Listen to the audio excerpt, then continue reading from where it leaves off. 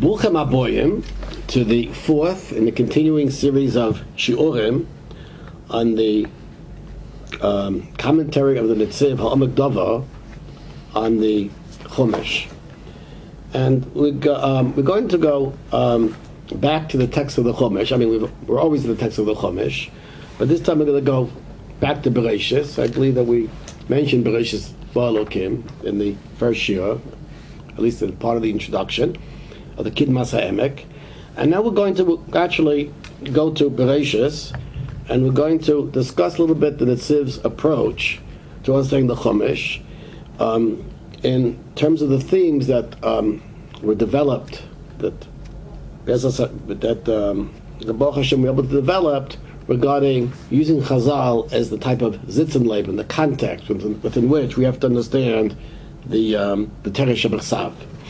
Now, all of you know that the first two prokim in Bereshis deal with the Brias HaOlam, the creation of the world. The first perek, Bereshis Ba'alokim, deals with the Sheshish Mei Bereshis and ends with the and at the very beginning of the second perek and ends with the sixth day. The second perek, speaks about the Shabbos, which we'll Mitzvah speak about. And beginning in Perek Beis, Pasuk Dalet, we read in the Torah, Eila Soldeis Hashemayim va'oretz biboron, b'yom asayis Hashem Elokim eretz v'shamayim. So now the Torah recants the narration of the creation of the world, and we have it being presented from a slightly different perspective. It's worthy to note, of course, this is something that not only everyone has noticed, that in fact actually in the first account in the first perek, the name for HaKadosh Baruch Hu was Elokim, and the second perek uses Havai Elokim, Hashem Elokim, which we'll speak about the Mitzvah Hashem a little bit later. But in any case, the Torah presents to us two understandings, two dimensions of creation. And in the beginning, at the onset of the second account of creation, so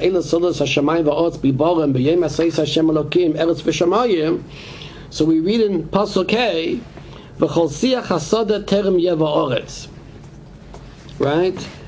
V'chol eisef hasoda terem yitzmach, ki lo yimtir Hashem Elokim ala oretz, v'odem ayim la'avodas ha'adama, right? And the translation is, no shrub of the field being yet on the earth, and no plant of the field yet sprouted, for Hashem Elokim had not caused rain to fall on the earth, and there was no human to till the soil. That's how we'll translate the first pasuk Hey. And then after that, ve'ej yaleh min ha'oretz, v'hishkaz kol panei ha'adama. So the way I'm going to translate it is that a cloud, a vapor, a cloud, would rise from the earth, because the lashon of yaleh is actually lashon osid. So I would say ve'ej yaleh min ha'oretz, the vapor, the cloud would rise from the earth. V'ishkaz panei ha'adama, and would wetten the surface of the ground, and then after this in Pasuk Zayin, Vayitza Hashem Elokim es ha'adam alfa min ha'adama, Hashem Elokim fashions man ha'adam alfa min ha'adama, right, dust from the earth. Vayipach ba'apav nishmas chayim, and he breathed into his nostrils a living breath. Vayi adam l'nefesh chaya, and Adam became a living creature. That will suffice as the translation for this. There's other translations which, in my opinion, do not accurately reflect this. I just might want to just notice that Professor Alter translates, and wet is would well from the earth. I guess he didn't believe that Eid actually means a cloud. And Yalam and Haaretz seems to me, and seems to mean that it's actually coming up over the earth, which is clearly the way, not in Chazal, but clearly the way all the Mepharshim understand it. V'hishkas kol pnei adama, and wettens the surface of the earth. His translation, and wetness would well from the earth, is, in my opinion, not in accordance with the which he sets out in his introduction. He seems to be saying that there's waters coming from the inside the earth. So this is a very non-literal translation. Very disappointing. In any case, and the interesting, everybody knows, right? What does it mean to say, right? V'adam ayin lavoid es ha'adama, and there was no human to toil the earth. In other words, to till the soil. So we have a famous Rashi who brings a Chazal, and Rashi says, what does it mean to say v'adam ayin lavoid es ha'adama? And the question raises is, the Kodesh Baruch Hu certainly can make things grow without the help of man, as we see in the third day of creation, right? Rashi points this out. So therefore, why is the Torah telling us v'adam ayin lavodas hadama?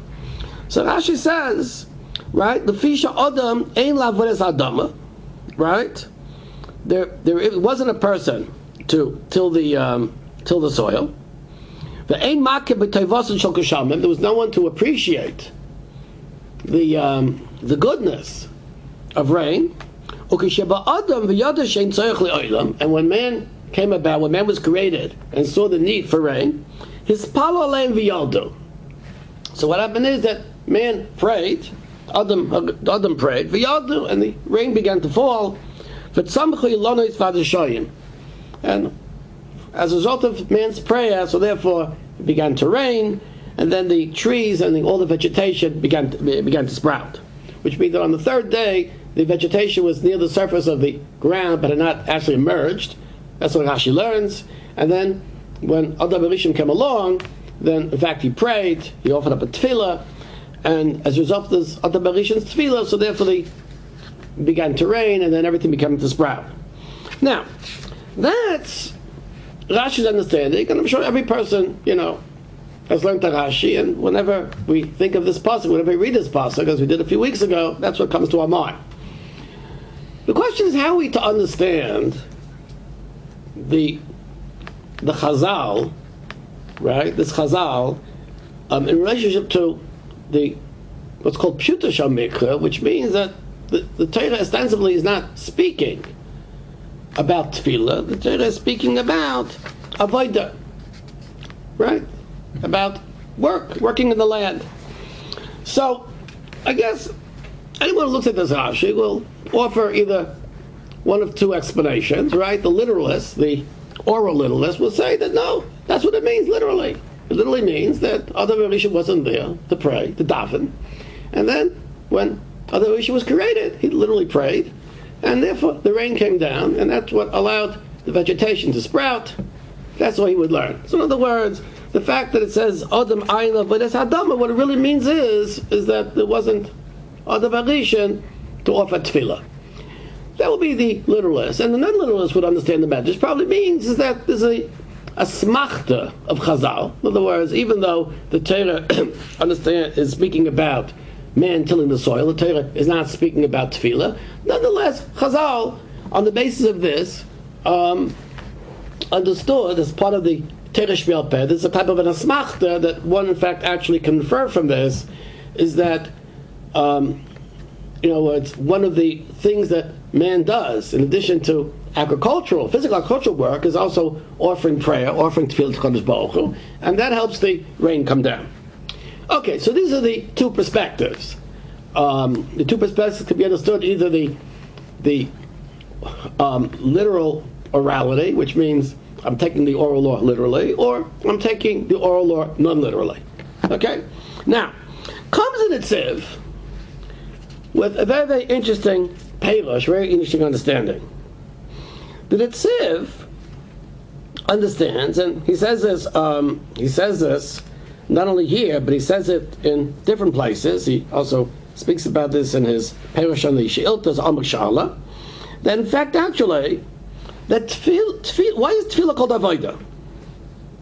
What we see in Chazal, that tefillah is called avodah, right?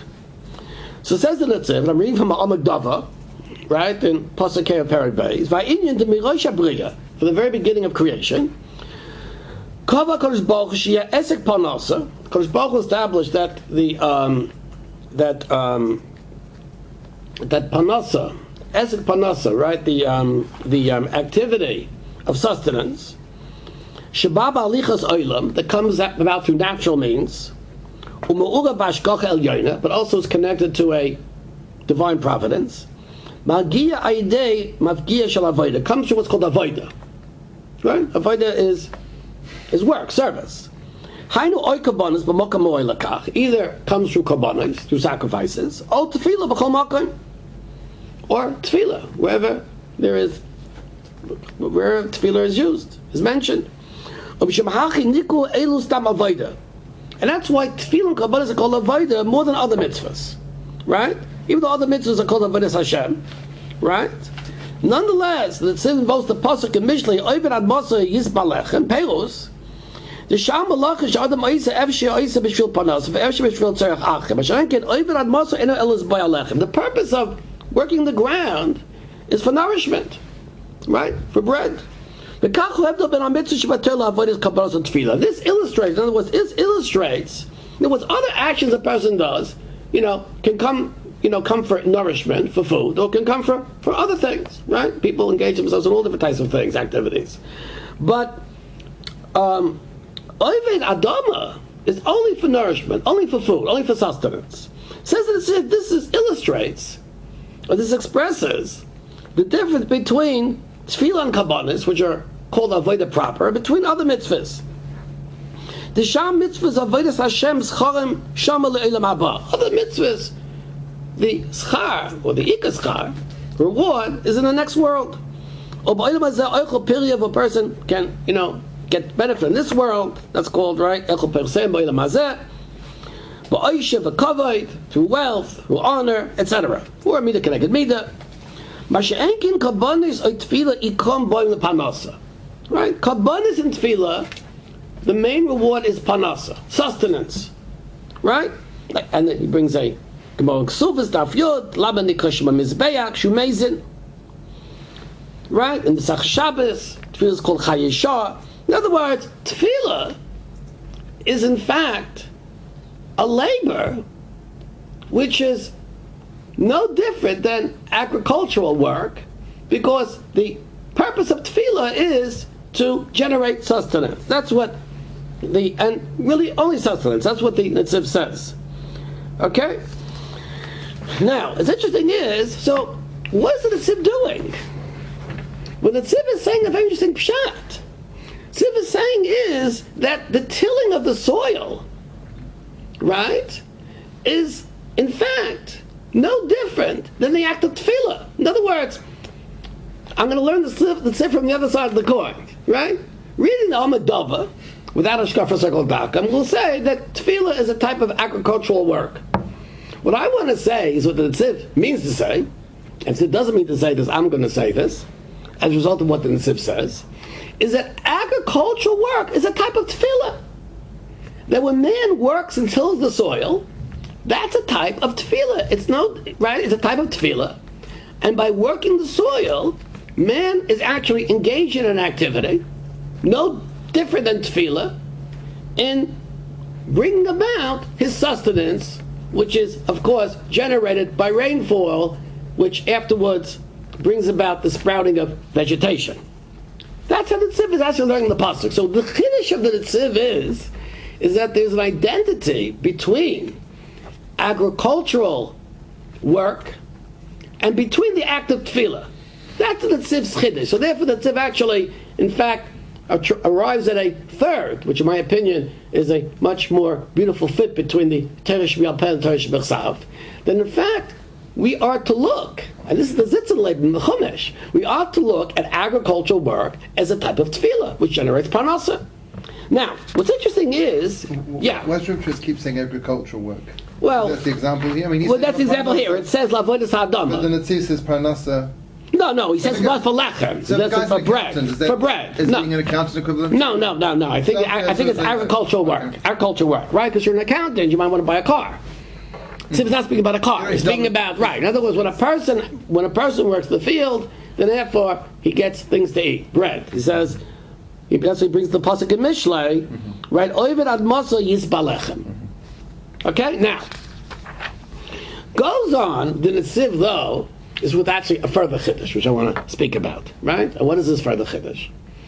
The further chiddush is that the Netziv brings a very, very Gemara in Chul in Samach and Beis.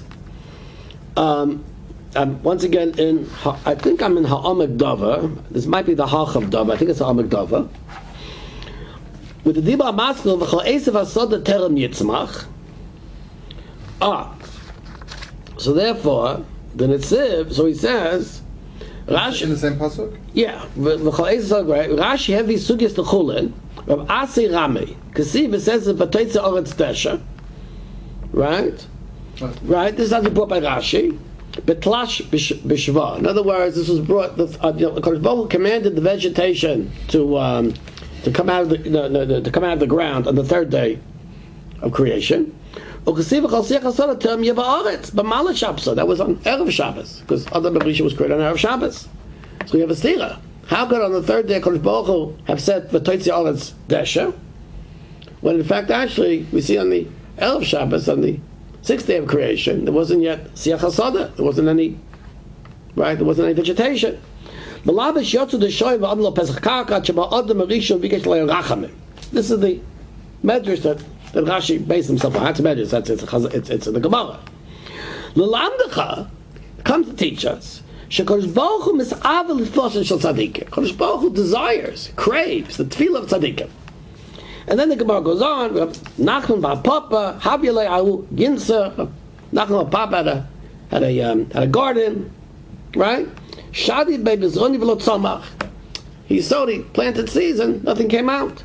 By rachmi asim mitra v'tzomach. And came rainfall, and they sprouted out. Omar Hainu de Rabasi.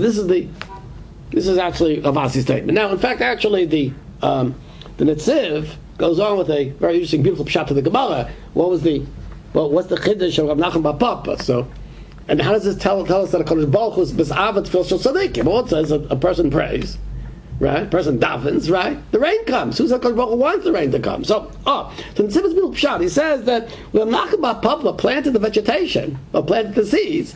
All his friends were planting, and they were all growing vegetables, tomatoes. Cucumbers were coming out, and Nachman bar Papa's field was still barren. There was no vegetation. And Nachman bar Papa was a big tzaddik.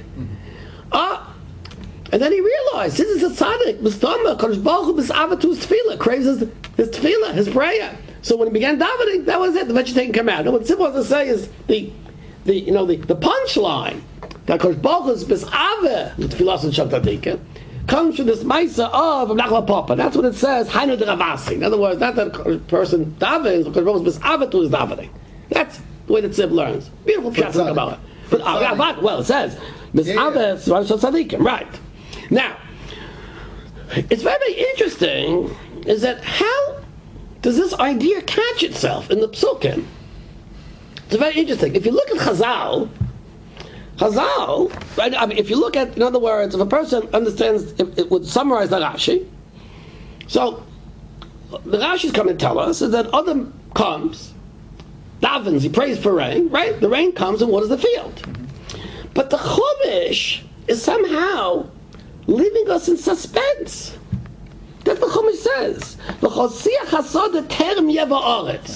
the Chumash just tell me, right? Adam Rishon was created, and he davened, and the rain came down.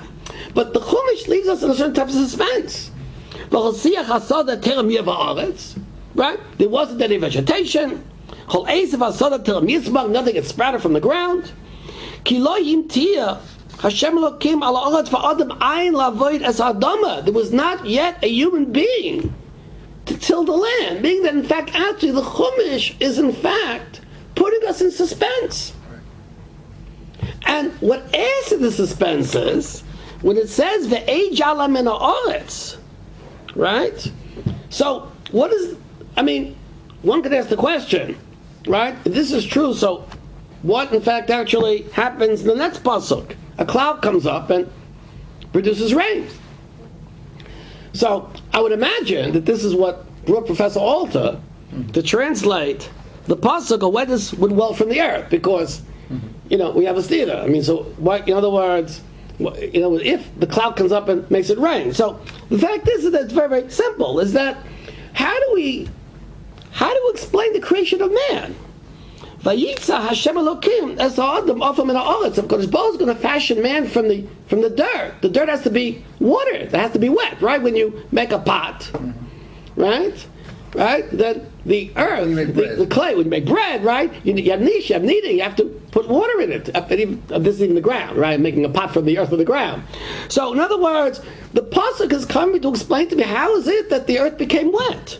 So it says, it's called Pnei Ha'adama, the face of the earth. In other words, the water didn't penetrate into the earth and brought things to sprout. It was only really on the face of the earth, enough to wet in the soil that Kodesh Baruch Hu, Kiviyachal, could fashion from the ground, right, into Adam Arishan.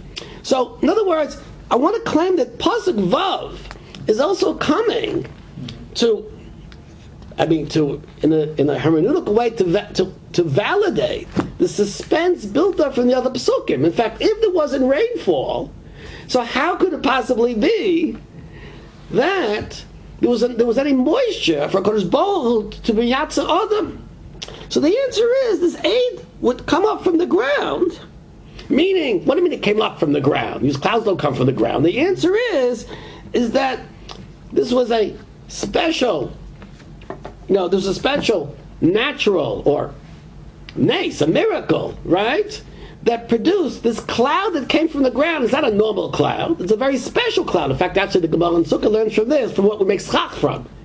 So it's interesting that actually the cloud coming from the ground is a type of a sprouting, some of a metaphysical, a spiritual sprouting from the ground, right? And this moistens the ground enough that Kodesh Baruch Hu can create man. So in other words, what the Netziv is coming to tell us is that in fact, actually, right, what I'm adding to the Netziv is that not only are we to understand that there is that agricultural work is a type of prayer,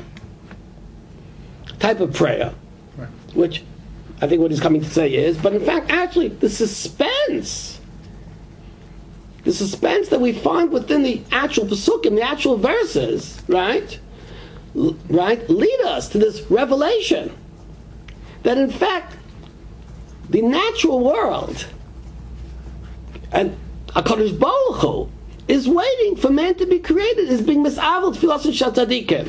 And in a certain sense, what's the ejalem min ha'aretz? There's also a type of a taiva. We see that Kodesh Baruch Hu has a taiva, a desire, a craving, that actually there should be rainfall. So in other words, this concept of ejalem min ha'aretz, that the cloud coming up from the ground and watering the ground, I think in a certain sense is intensifying this literary suspense which is being expressed by the psukim, that Kodesh Baruch Hu is in fact even craving that there should be a man, an Adam, who should daven to him, because it's like his mouth is watering, like the cloud is watering. Craving means my mouth is watering, I'm desiring this. Kodesh Baruch Hu is absolutely craving the tefillah of tzaddikim, and that's yejalem min ha'aretz, as if the world itself is craving that man, in fact, actually should come and perform this agriculture work, which Chazal understood really, in a certain sense, to be a type of an act of tefillah. So this is, in my opinion, how the Netziv is using the ideas of Chazal as a zitzad to understand the context of the psukim, by which the psukim are actually expression that God awaits man's activity to generate a Kodesh Baruch Hu's chesed, his hashkafa, right, upon man and upon the world around him. So I think this is really the very, very unique commentary in Perish of the Ksiv. It's only Rabbeinu and Netziv makes this important connection between tefillah and avodah, that avodah of tefillah is unique, Korbanos and Tefillah is unique from all of the mitzvahs is this important connection that the Netziv makes on the basis of Chazal, that we're able to understand the Zittenleiben and the true understanding of the Pshuta Shel Mikra, right, in accordance with the ideas of Chazal. Yeah. Does the Netziv mean a person works the ground even without praying? That's how I understand the Netziv. The fact of working the ground. That's how I understand what the Netziv is. Some guy in a kibbutz without a kippah says working the ground. That's what I understand. That's what I understand the Netziv. That's how I understand the Netziv. That's my understanding of the Netziv. But that's called Seif Machshava Shel HaNetziv. Okay, fine. Okay. I want to go further a little bit in the Chumash, but I think that perhaps maybe this might be a good place to stop, because I want to actually discuss the Neskiv's interpretation of a Yipach Ba'apav Nishmas HaChayim. But I think maybe we'll say 25 minutes. We say that for next time. Okay, then maybe we'll go a bit further. We'll go further. Okay, maybe we'll go a bit further. Okay, fine, very good. I was unaware of time. I don't want to take too much of your time at once. But I think that let's go on and read the psukim. So after it says, right, it says Ve'ejal min ha'aretz, Vayitza Hashem Elokim creates Adam, creates man, Afa min Adama. He creates him Afa min Adama. He creates him from the ground of the earth. Vayipach ba'afav nishpas chayim. And he breathes into his nostrils a living soul. I think nishmas chayim means a living soul, not a breath of life, but a living soul. You could say maybe nishmas chayim, a living breath. Vayia adam, we'll call it a living breath. Vayia adam nefesh chayim. Man becomes a living creature. Now, as is Yadua, and the Netziv actually based himself on the Ramban, is that there are two understandings of what does it mean to say Vayia Adam Nefesh Chaya. So the Netziv says, right, that there is actually the Netziv says this, but he says the Ramban also acknowledges that there seems to be two ways of understanding the pasuk. The understanding of Chazal, right? That Chazal understood Vayia Adam Nefesh Chaya means, right, that man was given an intellect, or actually, as Unkelis in Metagim, Ruach Malala, which means man was giving speech. In other words, Vayia Adam Nefesh Chaya, that after HaKadosh Baruch Hu fashions man from the earth and breathes into him Nishmas Chayim, so now man becomes a creature who can actually speak, which we would associate certainly with with intellect and thought. The Ramban, however, acknowledges this is the position of Chazal. He quotes in Samachem with Beis in Sanhedrin. But the Ramban says the pashas of the pasuk is that man began to move. A living creature means he began to move. But we're not speaking about an intellect, right? And the Sforno actually makes this very explicit, that at this stage, man did not have a Tzelem Elokim. Tzelem Elokim would actually be given to man at a later stage, right? Just at one stage, man was Alpha min Adama, then he was fashioned for Alpha min Adama, then there was a stage before Kodesh Baruch Hu breathed into his nostrils. In other words, we see that on the sixth day of creation, man is formed in stages. And so the Netziv acknowledges, and says the Ramban himself acknowledges that there seems to be a dichotomy, discrepancy between the commentary of Chazal and Pshuta Shel Mikra, which is not to say discrepancy. That this is how we understand two ways of understanding the pasuk. Now, life imitates art, and life imitates Torah in the sense that we're going to see that this is also the literalist versus the non-literalist, right? As we spoke about previously, the Netziv is actually going to create a third understanding of the pasuk. Netziv, and this pasuk understands that Chaya doesn't necessarily mean alive, only alive, living. In fact, Netziv says that, in fact, actually, right, that if in fact the Torah wanted to tell us that man was living, right, it should have said,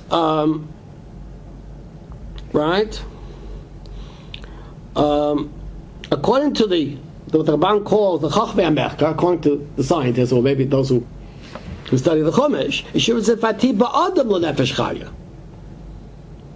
in other words, God, HaKadosh Baruch Hu, breathed into Adam HaRishon, Nishmas Chaim, and it became a living soul within man. That's how the passage should say, if we're just speaking about the man now is a moving creature. Says the Netziv, Aval Inyan, I'm reading from the Hamagdava, the Sheresh Chai B'Lashon HaKadosh Vashpashu Pam Chai V'Loi Meis, Pam Chai V'Loi Otzav. Meaning is that Hainu Shu B'Tachlis HaShleimus, Shev Sheba Yisod B'Riya. Chai means that this creation has reached its ultimate stage of existence, of biological existence, you could even say. For an animal, when an animal begins to move and walks around and starts eating by itself, that's the chai of an animal. When a person becomes thinking and acting cognitively, that represents the highest stage of a human being. So when it says Vayia Adam L'Nefesh Chaya, it just means man reaches his most perfected state.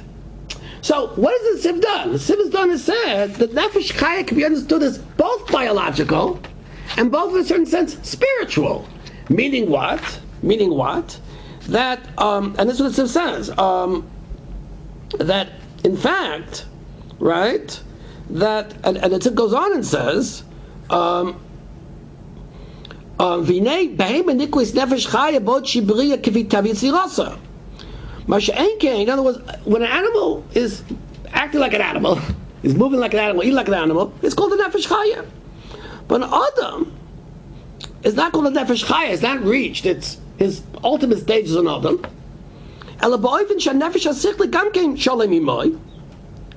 Unless he also has an intellect, right? The Adam Yisrael, and certainly a Jewish person, he feels the need to connect with the Kadosh Baruch Hu.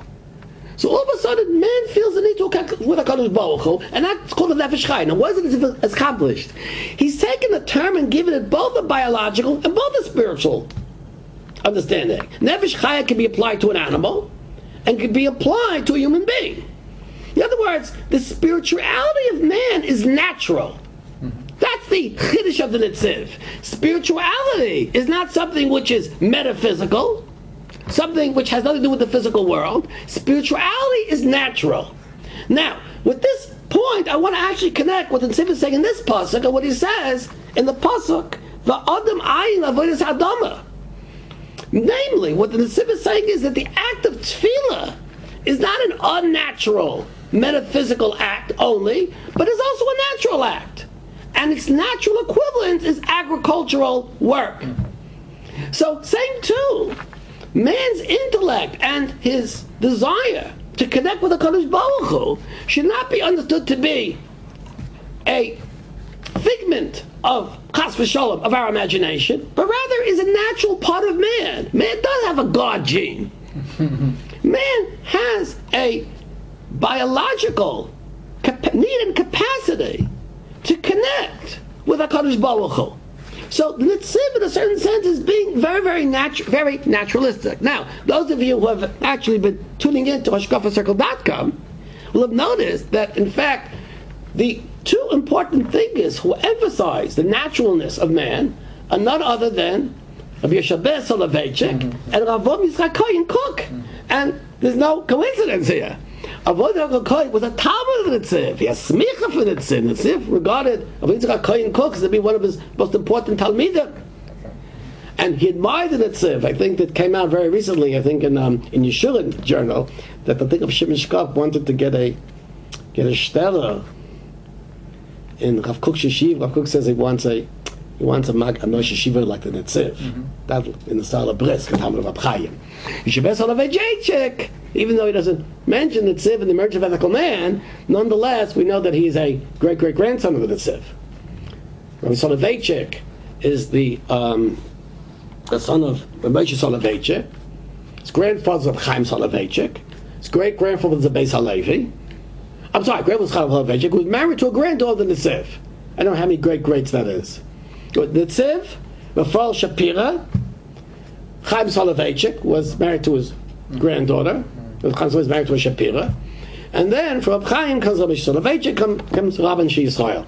Zatzal. So in other words, what we have here is, we have interesting that the biological progeny and the Torah progeny of Netziv, what they have in common is that their emphasis in the philosophy of the naturalness of spirituality, or of the spirituality of naturalness. So we have in Netziv are really two sides of the same coin. The Adam Ayin Avodas Adama is the spirituality of the natural act of agriculture. We call it a natural act because man is endowed with capacity for agriculture. And Vayi Adam Nefesh Chaya is the spirituality is the naturalness of spirituality. The man's intellect, his connection with HaKadosh Baruch Hu, is in fact actually a natural feature of man. So this is a very important philosophical statement that Netziv is making, that in Sheishish Mei Bereshis, we should not understand that the Torah is just merely presenting to us natural acts, as is the derech of the Apikosim, or the Torah is just speaking about metaphysical things, as is the derech of the Christians. But rather, the Torah is emphasizing to us that man's spirituality is very, very much part and parcel of man's naturalness in the world, which is why, by the way, one of the themes of the Netziv, that learning the Chumash is a little bit like studying science, that man actually, life imitating Torah, meaning is that man actually, the act of learning Chumash is also a way in which man actually is congruent to man's delving understanding of the world around him. Okay, I'm not sure that point is, just a ha'ara. But in any case, I think we'll have to stop over here, because actually, what we have to do the next year is very, very nice. Man's called a nefesh chaya. But how come the Torah doesn't speak about intellect? How come is that mentioned anywhere in the Chumash? Man salam elokim. I mean, we see nefesh chaya. No, it mentions let us make man. Nasa adam b'tzalmai. Yes. But how come in here, in this detailed narration, in which, in fact, man goes from Ofam and Adama, becomes a Nefesh Chaya, how come we don't see explicitly in the Pasuk, Kodesh Baruch Hu placed him the Selam Elokim? So it turns out, we don't see this explicitly in the Pasuk. We see what's called a natural development, which you understand to be a spiritual development. We don't see anywhere Kodesh Baruch Hu, Vayasem B'Soichai Selam Elokim. Something like that. You understand my question? It says Ketzalma. It says, let us make man. Let's make man. We don't see. No. It says Nasa Adam B'Tzalma. Yes. No. That's true. But where do we see in the narration of the Chumash the point explicitly where man gets a Tzelem Elokim? I claim that Tzib's going to answer it in the very next psukim, but that's going to have to wait until the next year, until Shir number 5. Is there a discrete point? That's right, okay. Right. So Mir Hashem will speak about that next week, next time in Mir Hashem, from an undisclosed location in Yerushalayim HaKodesh. Be well.